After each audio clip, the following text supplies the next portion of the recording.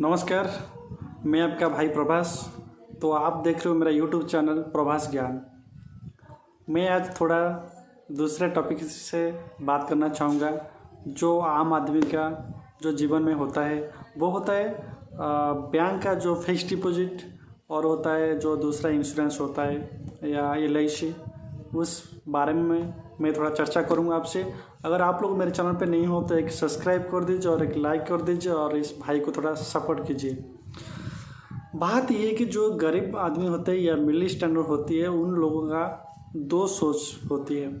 सोच ये होता है, अगर हमारे पास कुछ भी धन नहीं होता है या इनकम सोर्स नहीं होता है तो उनका दिमाग में हर दिन ऐसा कुछ होती है कि मैं कैसे ज़्यादा पैसा इनकम कर पाऊँगा। वो तो बात सही होता है। और एक बात होता है कि अगर उनका पास कुछ ना कुछ पैसा सेविंग होता है तो उनका दिमाग में एक ही चीज़ चलता है, अगर उस पैसा मैं लेकर कोई भी बैंक के अंदर डाल दूंगा, नहीं तो कोई भी इंश्योरेंस कंपनी LIC में डाल दूंगा तो मुझे थोड़ा फ्यूचर में फ़ायदा मिल पाएगा।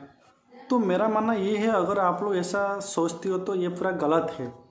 देखो, कोई भी बड़ा आदमी आप देखिए, VIP हो या VVIP हो, उन लोगों ने कभी भी फिक्स डिपॉजिट नहीं देती है। और उन लोगों ने जो भी LIC जो करते हैं या इंश्योरेंस करते हैं, उनका इंश्योरेंस ऐसा नहीं होता है कि आप लोग जैसे करते कोई 1 से लेकर 15 साल तक कुछ डिपॉजिट करते हो, उसके बाद मैच्योरिटी होने के बाद कुछ आपको रिटर्न आता है, उसके बाद अब रखने चाहिए तो रखिए, नहीं तो कुछ मिलता है, नहीं तो अगर आप डेथ हो जाती हो तो कुछ लाखों रुपये आपको मिलता है। ये होता है हमारा जो मिडिल स्टैंडर्ड और जो गरीब लोगों का LIC पॉलिसी होता है। आप मान लीजिए, अगर आप लोगों को कोई भी बैंक का बात मैं कर रहा हूँ, अगर देखिए आप बैंक से 1 लाख रुपया डिपॉजिट रखा है आपने, मतलब फिक्स डिपॉजिट ही। आप अभी क्या चल रहा है इसे, जो मतलब आज का जो ईयर चल रहा है 2022, अगर आप 2022 में रखते हो 1 लाख रुपये बैंक के अंदर, वो आपको देगा 9 या 10 साल के बाद डबल देगा। तो हो गया, उसी हिसाब से हो गया। अगर आपका अगर कैलकुलेशन करेंगे आप तो 10 साल में अगर डबल आपको मिल रहा है तो हर महीने आपको रिटर्न कितना आया, सिर्फ 10%। वो बात थोड़ा साइड में रखिए। और एक मैं बात बोलना चाहता हूँ, आप लोगों को पता ही होगा, आप गांव में हर गांव में ब्याज देने वाला बंदा होता है। अगर आपको पैसा चाहिए तो 1 लाख रुपया ले लीजिए, मुझे 3% रिटर्न दे दीजिए। अगर आपके पास ही पैसा होगा, आप किसी को दे दिया ब्याज में 1 लाख रुपये दे दिया आपने, तो आपको 3 रुपया हिसाब से आपने दे दिया, तो वो बंदा ने आपको क्या देगा रिटर्न? 1 महीना में 3000 देगा। अगर 1 महीने में 3000 देता है तो उसी हिसाब से 1 साल अगर उनका पास आपका पैसा पड़ा रहता है तो वो बंदा ने आपको देता है 36,000 रुपया 1 साल में, हो गया। लेकिन अगर वही बंदा उसके बाद आप लोग वही 1 लाख रुपया 10 साल के अंदर 10 बंदा से लगाती हो तो आपको रिटर्न आता है, कितना आता है? 3,60,000 रुपया रिटर्न आता है। लेकिन बैंक आपको कितना देता है? सिर्फ 1 लाख रुपये देता है।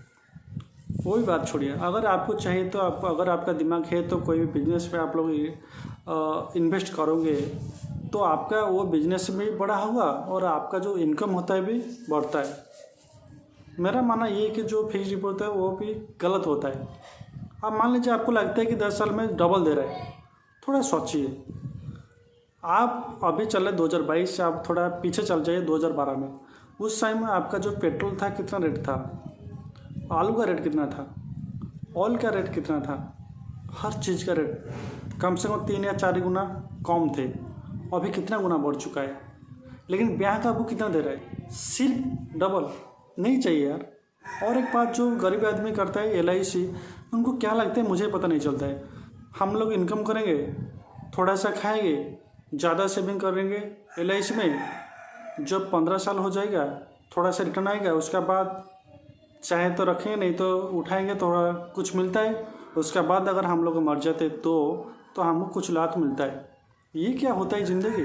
जो भी गरीब आदमी रखती है LIC के पैसा LIC के अंदर, मैं बोलना चाहता, अगर आपका पास कुछ भी नहीं होता है, अगर आपका तबीयत कुछ ख़राब हो जाता है तो अब तक घर जो बाड़ी होता है ना, उसकी भी आप लोग बेच दोगे। इतना आज का महंगा महंगाई में जो चल रहा है, जो हॉस्पिटल का जो बिल होता है, ऐसा मत करो। जो भी आपका जो कुछ सेविंग होता है ना, थोड़ा अच्छी जगह से इन्वेस्ट कीजिए, थोड़ा उसको बढ़ाइए, जैसे हमको अच्छा रिटर्न आ सकता है। देखो हमारा इंडिया में जितना लोग होता है, मतलब जो इन्वेस्ट करता है, सिर्फ क्या होता है ना, उनका दिमाग में होते हैं हर समय हमको कुछ ना कुछ सेविंग करना चाहिए।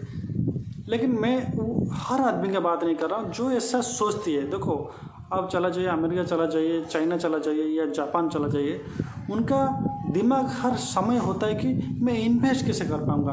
अगर वही पैसा मैं बैंक पे सेविंग करता हूँ, वही पैसा मैं अगर कोई भी दूसरा कंपनी के अंदर मैं डालूँगा तो हमको मुझे ज़्यादा रिटर्न आएगा।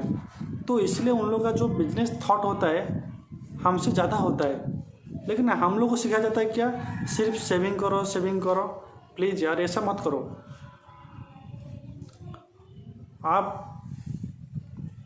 मैं इस वीडियो को ज़्यादा लंबा नहीं करना चाहता हूँ।